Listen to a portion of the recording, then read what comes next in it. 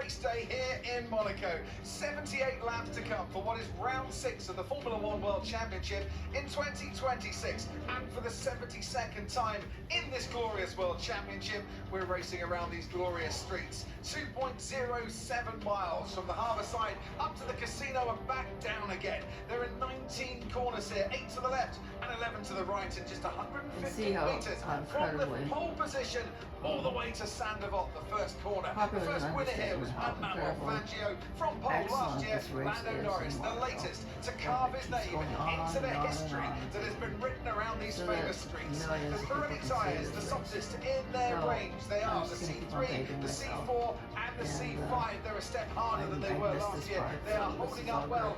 Is anyone going to gamble and go on the soft tyre to start? We shall see. Temperatures are rising. It's a glorious hot day and a beautiful part of the world to be in. But surely the best part is on the starting grid. And sadly for Gabriel Bortoleto, it looks like he's going to have to start from the pit lane for the second time this season. The Aston Martins were the two slowest qualifiers, Alonso and Stroll at the back. Ahead of them, Valtteri Bottas and Ollie Bearman out in Q1 here for the second year running. Sergio Perez equalled Cadillac's best performance in qualifying of the season. He starts 18th alongside Esteban Ocon, who was in the top 10 here last year. Gabriel Bortoleto, as I say, will be starting from the pit lane. He had an issue with his Audi. Arvid Lindblad is 15th on the grid. Franco Colapinto is 14th. And Nico Hulkenberg has his lowest start of the season in 13th. Carlos Sainz has a 100% point scoring record here. In 10 starts, he starts 12th alongside his teammate Alex Albon, Williams' best quali of the year. Liam Lawson had a few issues, but he's made it to the grid, and that's great to see. He lines up 10th, and Pierre Gasly 9th, his best Monaco quali since 23. 1,000 Grand Prix for McLaren, their worst qualifying of the season. Norris 8th and Piastri 7th. George Russell down at a lowly 6th, and Isaac Hadjar qualified 5th here for the second year running. The second row is all Ferrari. Charles Leclerc, who was on for pole before he hit the wall and to back. Lewis Hamilton will start third, his highest Monaco start here in 7 years. And it's Max Verstappen and Kimi Antonelli on the front row, a 4th pole of the season for Kimi Antonelli. Will it be Martin Brundle, a 5th Grand Prix victory in a row? He's got every chance of doing that if he can get into the first corner first, but then we know how it settles in for the rest of the afternoon unless there's a wild safety car. It's not going to rain, but we're also looking out for a bit of team play. If, for example, Williams are in 11th and 12th, will they use one car to hold a pack up and or try to steal a point or two from there? Both Ferraris on the second row of the grid. Charles Leclerc was on for pole position until he hit the barriers yesterday. It certainly would have been very close indeed. Max Verstappen, I'm expecting him to be all over the gearbox of Kimi Antonelli if he doesn't beat him into the first corner. Both drivers on the front row of the grid have had some sketchy starts, but they're getting on top of that now anyway. And we'll see what happened.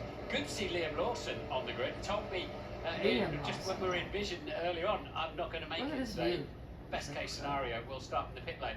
He's on the grid, so never believe what these what these drivers tell you.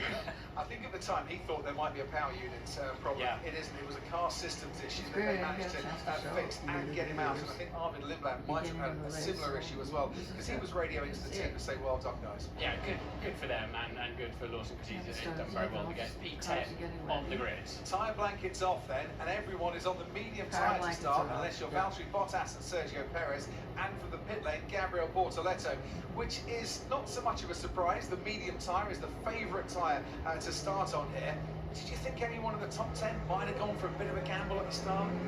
I think if you make those places up early on, if you use the extra grip of the soft tyre, make a couple of places, then hang on to it. But if you don't, you've literally blown your chance. So Max a little bit slow away there, happy to let, quite telling, wasn't it? Max there trying to find some traction, some bite. Took a while to hook it up with the clutch and first gear there, but away they go.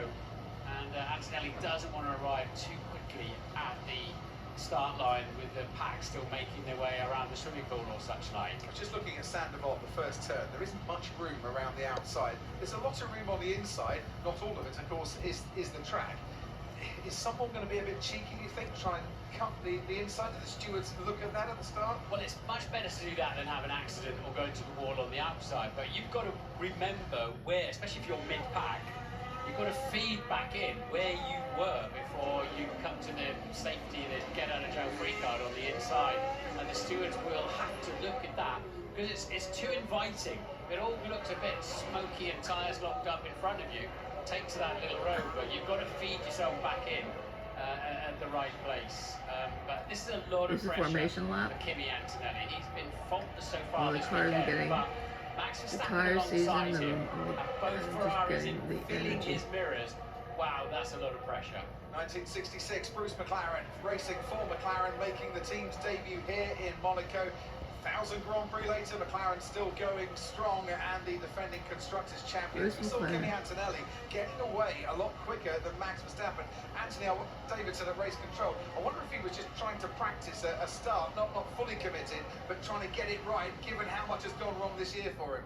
If you need to get it right anywhere, Crofty, at the start, it's this race here in Monaco.